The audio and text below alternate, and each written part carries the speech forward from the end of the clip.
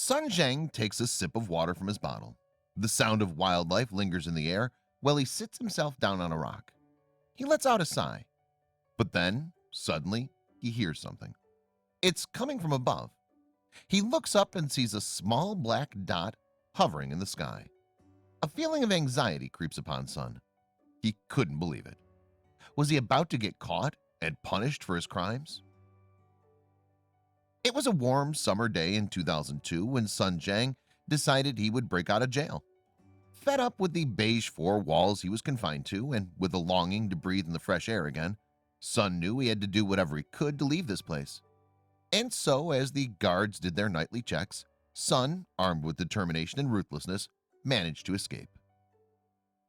He had originally earned his place behind bars for partaking in the trafficking of women and children in China. But instead of serving his full sentence, Son successfully broke out of the camp. He didn't know where he would go and what he would do, but he knew he had to leave. For 17 years, Son was on the run. Nobody knew where he was, and he had no immediate family. It was like Son didn't exist. Immediately after the news of his escape broke out, officers and investigators did whatever they could to find the criminal. But after endless hours and failed investigations, there were no leads or information. Until now, that is. The force said it had received a tip that Son was possibly hiding in the mountains behind his hometown of Yangshan County. The police department rounded up their best guys and set out to finally bring this man to justice. But unfortunately for them, they had trouble searching for his location due to steep slopes and rocky terrain. But this wasn't the end. "What else can we do?" proclaims Officer Jones. He and his teams were conferring ideas back and forth on how to get the criminal back where he belongs. But after a few hours, the team couldn't think of anything. Then, suddenly, Officer Jones jolts up.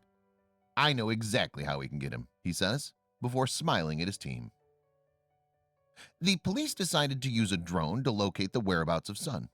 And so, as they programmed the drone and watched it rise up in the sky, they hoped it would give them answers. And on September 19th, it did just that. The drone had identified a blue steel tile amidst the dense bush. It was definitely him. The force knew they had to act fast. The weather was about to pour down with rain, and it would take a good few hours to get over there. But nonetheless, they set off, ready to bring the convict home. After more than a few hours of hiking, the police finally came across Son's shelter, nestled in between trees and shrubbery, and inside a cave on a cliff. The officers turned to each other and lowered their voices. This was the moment they've all been waiting for. Slowly, they made their way over. "It's the police, come out," yells Officer Jones. The police barge inside the den, but there was nobody there.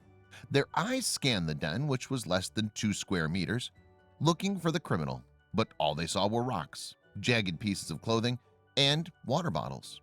"Over there," an officer shouts, pointing across the hideaway.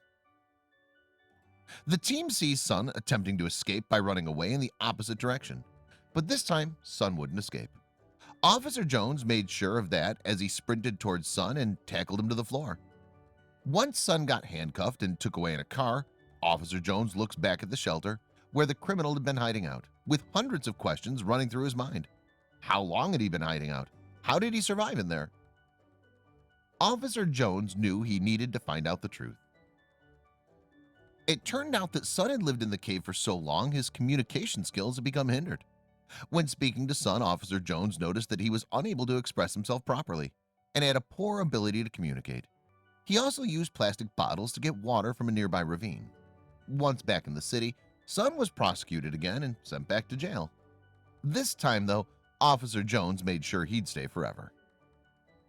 Wow, what an incredible story.